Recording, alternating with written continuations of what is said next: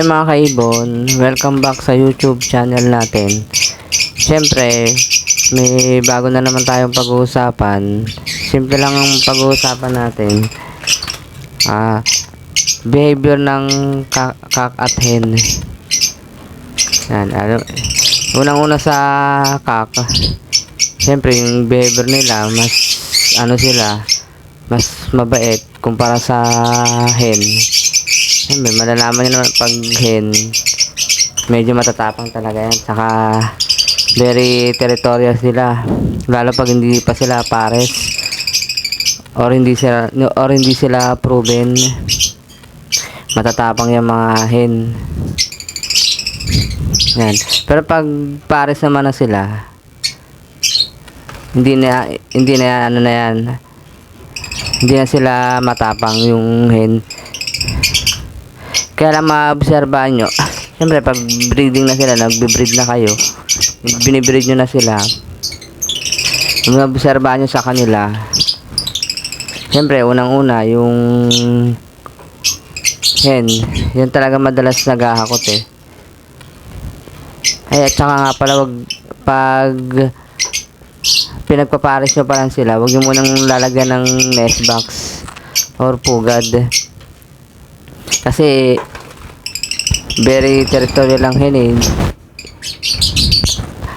Away nyo yung hen pag once na pumasok yung kak sa nest box, kasi hindi pa sila pares, away niya ng kak eh. Ay, ng hen, hindi niya papapasukin yan. Pag nag-breed na sila, maobserbahan nyo yan. Yung hen, ayun talaga madalas naghahakot ng nesting material pag nilagyan nyo ng malunggay. Yung hen talaga yung naghahakot.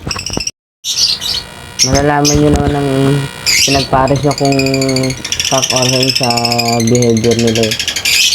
Siyempre, yung kak, pag halimbawa nasa nesting status na sila, yung kak hindi nagbabalat ng nesting material pag binigyan nyo. Nangat-ngatin yan lang yan. Hindi katulad ng hen, talagang pulido pag nag-nesting material.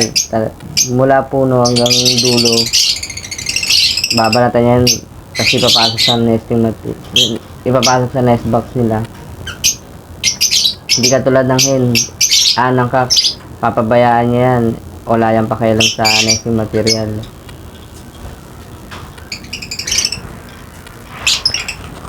Ayun ang possible gender ng kak at hen. Pero kung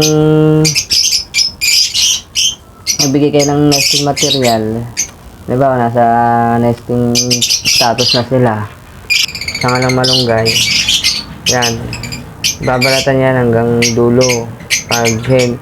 Pero pag possible naman na halimbawa dalawa sila nagpasok ng nag-nesting, dalawa sila nagbalat, hanggang dulo, dalawa sila nagbalat, nagpasok ng nesting material sa nest box, possible na same hen. O kaya naman hindi naman nila pinasok, pinaglaruan lang, nginat-ngatan lang dito sa dulo, possible kaka. Kasi mga kak, walang pakialam sa nesting material tulad nito. Walang pakialam mga kak. Nesting, hen lang talagang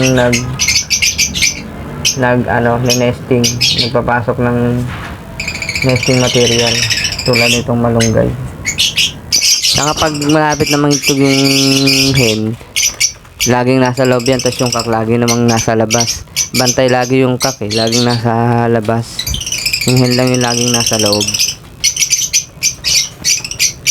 Ayun, basta pag pinagpapares nyo pala, huwag nyo muna lalagyan ng nest box. Kasi very territorial lang hen. Mabubugbog lang yung kak nyo pag once na pumasok siya dun sa nest box, pag hindi pa sila pares.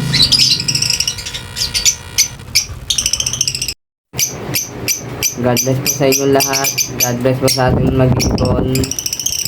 See you next time. Maraming salamat po.